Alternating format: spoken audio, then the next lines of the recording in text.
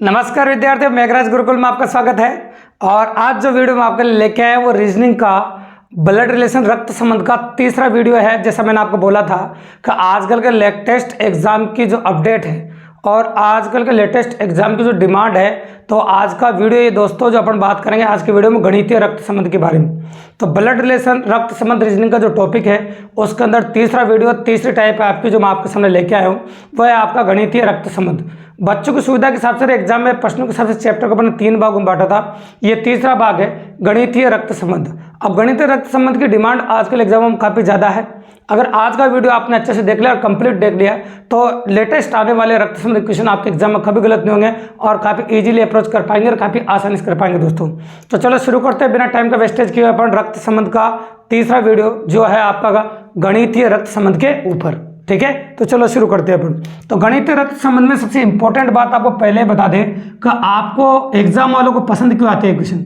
Exam वालों को पसंद आने का कारण भी है कि इन क्वेश्चनों की जो लेंथ होती है वो काफ़ी ज़्यादा होती है। मतलब एक क्वेश्चन दिखने में काफ़ी बड़े होते हैं, ये क्वेश्चन दिखने में काफ़ी बड़े होते हैं तो एग्जाम वालों को काफ़ी ज़्यादा पसंद आते हैं, है ना। जैसे आधे पेज में एक क्वेश्चन ही आ जाता है। तो आजकल डिमांड में है और ईमानदारी से समझेंगे, अच्छे समझेंगे तो मैं गारंटी लेता हूं कि इस प्रकार के प्रश्न आपको रक्त संबंध से आसान लगेंगे और काफ़ी इजीली अप्रोच कर पाएंगे आप। तो चलो शुरू करते हैं, क्या क्या देते हैं क्या नहीं देते हैं, फिर ऑप्शंस के बारे में डिटेल में समझाएंगे आपको, क्योंकि इस प्रकार के प्रश्नों में ऑप्शन ही इंपॉर्टेंट है। तो पहले तो मैं बताता हूँ क्या क्या इन्फॉर्मेशन एग्जाम के अंदर दी जाती है और किस प्रकार की इन्फॉर्मेशन आपको दी जाती है। तो सबसे पहले मैं जो लिख रहा हूँ वो गौर से देखिए आप। मैंने लिखा ऑप्शन A+B, इसका मतलब लिखा A B का पिता है। अभी जो मैं लिखने जा रहा हूँ ये यूँ मान लीजिए सब पेपर में लिखा हुआ है। A+B का मतलब A B का पिता है, A - B का मतलब है A B का बेटा है, A B का बेटा है। फिर लिखा मैंने A गुणा B, A गुणा B का मतलब है A B का भाई है, A B का भाई है। फिर लिखा मैंने A भाग B, इसका मतलब लिखा A B की बहन है, A B की बहन है। इंफॉर्मेशन क्वेश्चन में दे रखी है और इंफॉर्मेशन देकर 2 क्वेश्चन पूछे, P गुणा T प्लस R में P का R से क्या संबंध है, P का R से क्या संबंध है, पहला क्वेश्चन है। और दूसरा क्वेश्चन और ले रहे हैं अपन, J भाग K गुणा L प्लस M में J का M से क्या रिश्ता है, J का M से क्या रिश्ता है, एक क्वेश्चन पूछा है। तो आपसे इस प्रकार का प्रश्न एग्जाम में लिखा आएगा। अब एग्जाम में लिखा आने वाले क्वेश्चन में इसमें ज़्यादा अंतर नहीं है, हल्का सा अंतर है, सिर्फ आपको बता देते हैं। अंतर क्या है कि एग्जाम में लिखा आने वाले क्वेश्चन में क्या आएंगे, 4 ऑप्शन इस क्वेश्चन के आ जाएंगे, 4 ऑप्शन इस क्वेश्चन के आ जाएंगे। इन क्वेश्चन की पहली डिमांड तो इस वजह से कि ये क्वेश्चन जो आते हैं ये मल्टीपल वेरिएंट है। इस प्रकार के प्रश्नों में 1, 2 या 3 से अधिक क्वेश्चन पूछे जा सकते हैं। जैसे इस क्वेश्चन को आप नोटिस करो तो इसमें मैंने 2 क्वेश्चन आपके सामने पूछे। इस क्वेश्चन को अगर आप गौर से देखें तो इसमें मैंने आपके सामने 2 क्वेश्चन पूछे। ठीक है, ये दोनों क्वेश्चन मैंने आपके सामने लिए हैं, है ना। इस प्रकार से एग्जाम वाला 2 भी ले सकता है, 3 भी ले सकता है, 4 भी ले सकता है। तो इस प्रकार से क्वेश्चनों में मल्टी डिमांड होती है और मल्टीपर्पज क्वेश्चन होते हैं, इसलिए इनकी पॉसिबिलिटी काफ़ी ज़्यादा होती है एग्जाम। ठीक है, तो ये तो क्वेश्चन देने का तरीका है। अब क्या क्या इंपॉर्टेंट बातें जो आपको ध्यान में रखनी पड़ेगी वो सुन लीजिए आप। तो इस प्रकार के प्रश्नों में क्या होता है कि ऑप्शन इंपॉर्टेंट है आपके। तो कभी क्या होता है कि इस प्रकार के प्रश्नों में आपके अजीबोगरीब आंसर आते हैं। अब अजीबोगरीब आंसर कैसे आते हैं देखो सुनो। जैसे कई बार आएगा आपको पति का पति, पत्नी की पत्नी, किसी लड़के को बहन बोलेगा, किसी लड़के को भाई बोलेगा। तो ये अजीबोगरीब आंसर है जो बेतुकी बातें हैं। तो इस प्रकार के जब आंसर्स आते हैं आपके तो आप देंगे आंकड़े अपर्याप्त है या फिर आंकड़े गलत है। अंग्रेजी में को डेटा नॉट सफिशिएंट, डेटा रोंग है, ऐसा आप कह सकते हैं आपके सामने। ठीक है, तो आपको एक ऑप्शन ऐसा ही मिलेगा। इस प्रकार के प्रश्नों में तो 99% केस में गारंटी है कि एग्जाम के अंदर ऑप्शन में एक ऑप्शन तो ऐसा हमेशा ही मिलता है कि आंकड़े गलत है, आंकड़े पूरे नहीं है, है ना। इस प्रकार का ऑप्शन आपको मिलेगा, आंकड़े अपर्याप्त है या फिर आंकड़े गलत है। तो एक ऑप्शन तो ये हो गया। और एक ऑप्शन में आपको यूँ मिला, मान लो सपोज करो लेटेस्ट ऑफ वेरिएंट के हिसाब से इनमें से कोई भी नहीं। जैसे आपको 4 ऑप्शन मिले, पहला ऑप्शन मिला आपको पिता, दूसरा ऑप्शन मिला आपको बेटा, तीसरा मिला इनमें से कोई भी नहीं और चौथा मिला आंकड़े गलत है। ठीक है, अब आंकड़े गलत है वो तो बता चुके हैं अपन कैसे देना है आपको। अब बताते हैं आपको। जैसे आपको सपोज करो आंसर है माँ और आपके पास 4 ऑप्शन है, पिता, बेटा, इनमें से कोई नहीं, और आंकड़े गलत है। ठीक है दोस्तों, तो अपन बात करें, आपका आंसर माँ आया, माँ एग्जैक्ट आंसर आया, आप आंसर निकालने में कामयाब हो, आपका आंसर आया भी सही। लेकिन एक बात आपको बता दें, जब आंसर निकालने में आप कामयाब हो गए और आंसर आपने निकाल भी दिया, ये बात हम आपको बता रहे हैं, आंसर निकालने में आप कामयाब हो गए और आंसर आपने निकाल भी दिया, है ना, इंपॉर्टेंट बात है, और आंसर आ भी गए, आंसर आपने दे भी दिया, तो इंपॉर्टेंट बात आंसर है भी सही आपका वो, है ना, और आंसर अपन एनालिसिस कर भी लिया, लेकिन इंपॉर्टेंट बात दिए गए ऑप्शनों में नहीं है। जैसे पहले ऑप्शन में पिता, दूसरे में बेटा है ना, ऐसा कह सकते हैं अपन, और एक में इनमें से कोई डाटा गलत है, तो माँ आपका आंसर है वो नहीं है, तो आप आंसर कौन सा देंगे, इनमें से कोई भी नहीं। आपका आंसर तो आ रहा है लेकिन दिए गए विकल्पों में नहीं है, अतः आपका आंसर होगा इनमें से कोई भी नहीं। और डेटा गलत है कब देना, वो पहले ही बता चुके हूं आपको, कभी पति का पति, पत्नी का पत्नी, लड़के को लड़की बोले या लड़की को लड़का बोले, इस प्रकार के अजीब बुरे हालात हो, या फिर क्वेश्चन की जो आंसर देने के लिए पर्याप्त डेटा ही नहीं हो, तुम्हारा डेटा गलत है और डेटा नॉट सफिशिएंट आपको देने हैं, तो इस प्रकार के ऑप्शंस आपको एग्जाम में मिलेंगे और इस प्रकार की पॉसिबिलिटी एग्जाम में आपको देखने को मिलेगी, ये मैंने आपको बता दी। ठीक है, तो इस प्रकार से वेरिएंट है। अब अपन क्वेश्चन की जो लैंग्वेज दे रखे उसको पढ़ना सीखते हैं, ऑप्शंस के बारे में अपन जान लिया, आप पढ़ते कैसे वो देखिए आप। जैसे मैंने लिखा आपके सामने कि दोस्तों बिल्कुल हिंदी मीडियम वाले बच्चों को ध्यान रखते हैं, बिल्कुल देसी अंदाज में आपको बताया जा रहा है, इसलिए अच्छे समझिए, कमजोर से कमजोर बच्चा भी इस वीडियो को देखने के बाद काफी आसानी सीख सकता है भी है। तो चलो शुरू करते हैं अपन कि आपको ए का मतलब बिल्कुल देसी भाषा में आगे वाला कह सकते हैं आप, बी का मतलब पीछे वाला, तो यहाँ ए और बी का मतलब कोई ज्यादा नहीं, ए और बी का मतलब सिर्फ इतना से कि ए का मतलब आगे वाला और बी का मतलब पीछे वाला, ऐसे कह सकते हैं आप, ए का मतलब आगे वाला और बी का मतलब क्या है, पीछे वाला, सिर्फ इतना सा के बस। यहाँ पर चिन्हों का ही मतलब है, चिन्हों से मतलब है, तो चिन्हों का मतलब बताता हूँ आपको, देखो सुनो, ए का मतलब मैंने बोल ही दिया आपको आगे वाला है और बी का मतलब आपका पीछे वाला, ऐसा अपन ने बोल दिया आपके सामने। सबसे पहले अपन प्लस चिन्ह के बारे में चर्चा करते हैं, तो प्लस चिन्ह का मतलब है, इसको पढ़ना, आगे वाला पीछे वाले का पिता है। प्लस चिन्ह का मतलब हो गया आगे वाला पीछे वाले का पिता है।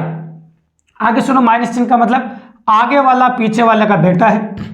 गुणा चिन्ह का मतलब समझिए आगे वाला पीछे वाले का भाई है।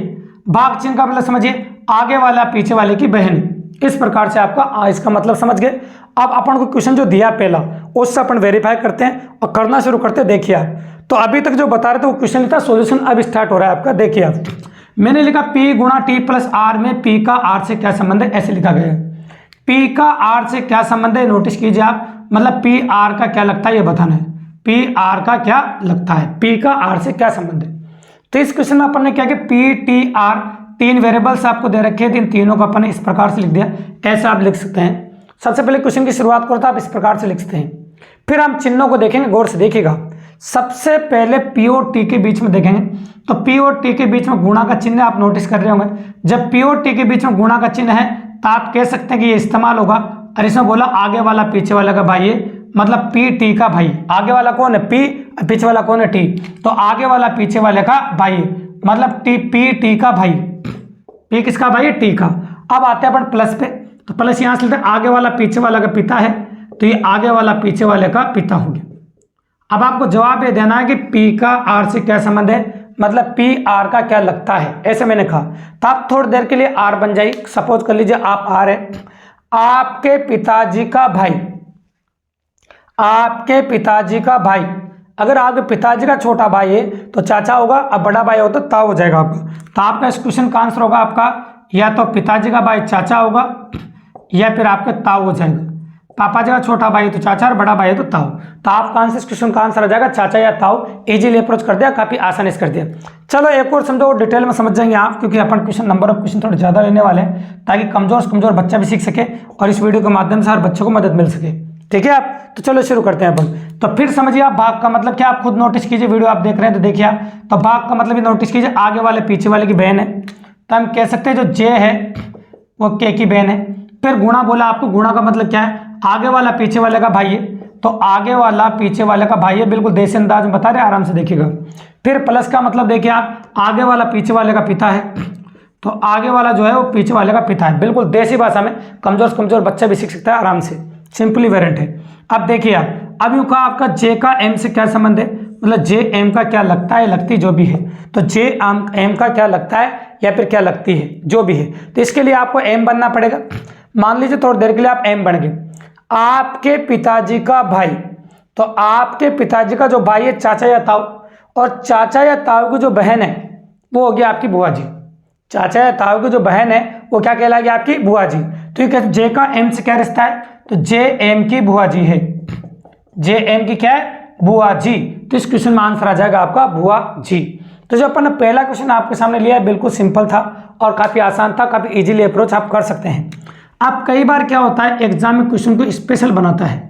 स्पेशल कैसे बनाता है? इंफॉर्मेशन आधी सीधी देता है और आधी उल्टी देता है, क्योंकि यहां पर जो इंफॉर्मेशन दी गई थी वो सारी आपकी सीधी थी।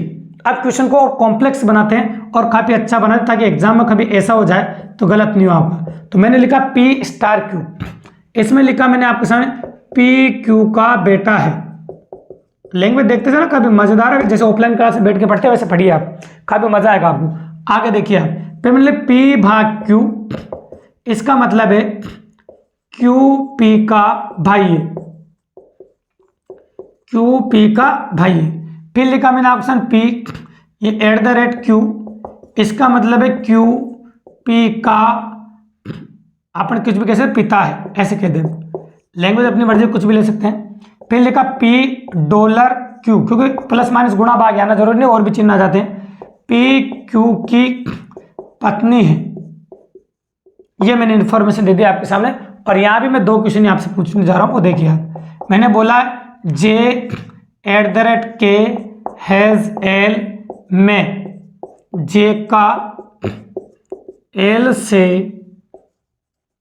क्या संबंध है? जे का एल से क्या संबंध है? पहला क्वेश्चन हो गया।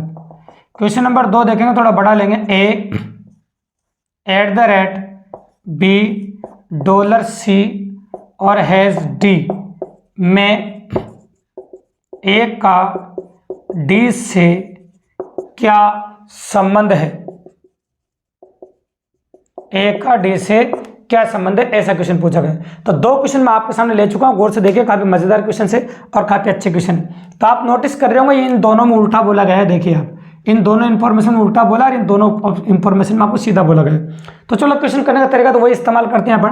तो अपन ने डायरेक्ट जे के और एल दे रखा है, तो डायरेक्ट लाइन खींच के पहले ऐसे लिख दो आप, ताकि एरो का झंझट मत रखो पहले। तो आपने जे के एल को इस प्रकार लिख दिया।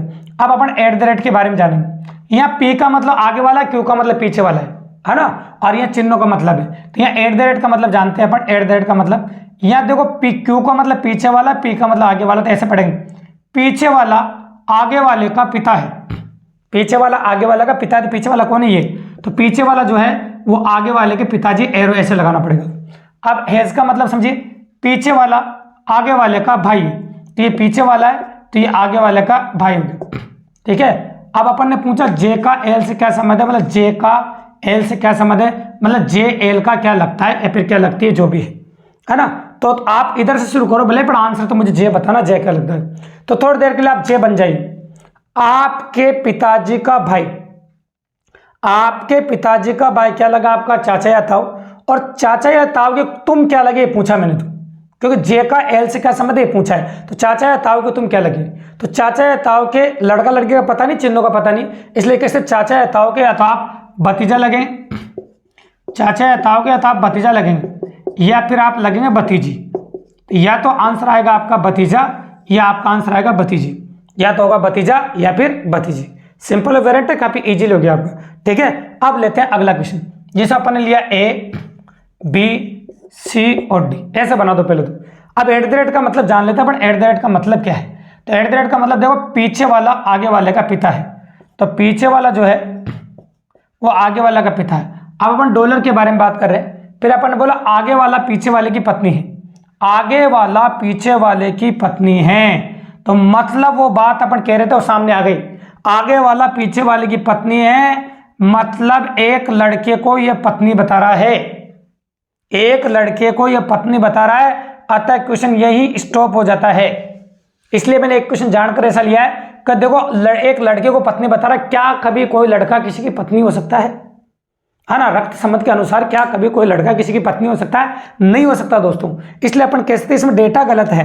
आप क्या कह सकते हैं? डेटा गलत है या आंकड़े गलत है, ऐसा कह सकते हैं आप। डेटा गलत है ऐसा कह सकते हैं अपन। अतः ऑप्शन नंबर डी आप देंगे, डेटा गलत है, क्योंकि इसमें किसी लड़के को पत्नी बोल रहा है, तो आगे सोल्व करने की जरूरत ही नहीं पड़ी। तो मैंने कहा था इस प्रकार के आंसर्स आपको एग्जाम में देखने को मिलेंगे, इसमें मैंने इसमें बता दिया आपको। अब आपके मन में एक सवाल और उत्पन्न हो रहा है, सर एग्जाम में और चेंजेस कह सकते हैं या इनके अलावा भी कोई और क्वेश्चन आपको पूछा जा सकता है। बिल्कुल सही बात है, एक हल्का सा और तब्दील होता है। वो क्या होता है, कई बार एक ऑप्शन डिपेंडेंट क्वेश्चन एग्जाम में आ जाता है जिसमें आपको 4 ऑप्शन दे देता है। जैसे मान लो सपोज करो एक क्वेश्चन में यहाँ से ले लूँ कि ऐसे यहाँ से कोई भी ले ले, जैसे पी क्यू का बाह्य कौन से विकल्प से, पी क्यू का बाह्य कौन से विकल्प से, और 4 ऑप्शन आपको दे दूँ। फिर आपको इस तरीके से जैसे अपन क्वेश्चन किए इस तरीके से आपको 4 ऑप्शन चेक करने पड़ेंगे, उनमें से जो आंसर आ जाएगा वो आ जाएगा। कुल मिला के ये काम आपको 4 बार करना है जी। वैसे लिए आप ए चेक करेंगे, बी चेक करेंगे, 2 1 2 में आपका कॉमन सेंस से पता चल जाता है, इसलिए आपका पहला या दूसरा आंसर हो जाएगा, और 1 2 तो वैसे हट जाते हैं। तो आपको 1 2 या 2 ऑप्शन चेक करने पड़ते हैं इस प्रकार से, बिल्कुल सिंपल सी बात है। तो ऑप्शन डिपेंडेंट भी कई बार एग्जाम में हो जाता है। फिर भी देखो पॉसिबिलिटी बहुत जबरदस्त है, इस प्रकार से अपन ने समझा है। तो वीडियो तो आपको जरूर पसंद आया होगा दोस्तों।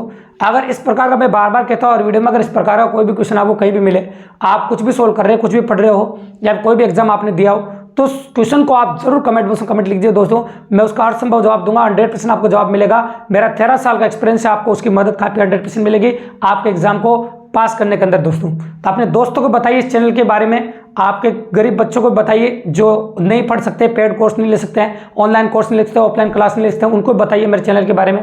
और सबसे पहले अगर चैनल पर आप नए हो और आप वीडियो पूरा देखा हो, अपने चैनल को सब्सक्राइब कर दीजिए दोस्तों, लाइक कर दीजिए, शेयर कर दीजिए, और अपने और दोस्तों को बताइए, ताकि आप इसी प्रकार शानदार शानदार कंटेंट मैं आपको लाता रहूँगा। और दोस्तों मोटिवेशन के लिए चैनल को सब्सक्राइब जरूर कर दीजिए, ताकि इस प्रकार के और वीडियो बनाने में मुझे और खुशी मिल सके आपके लिए। धन्यवाद, जुड़े रहे मेरे साथ मेरे चैनल पर। धन्यवाद।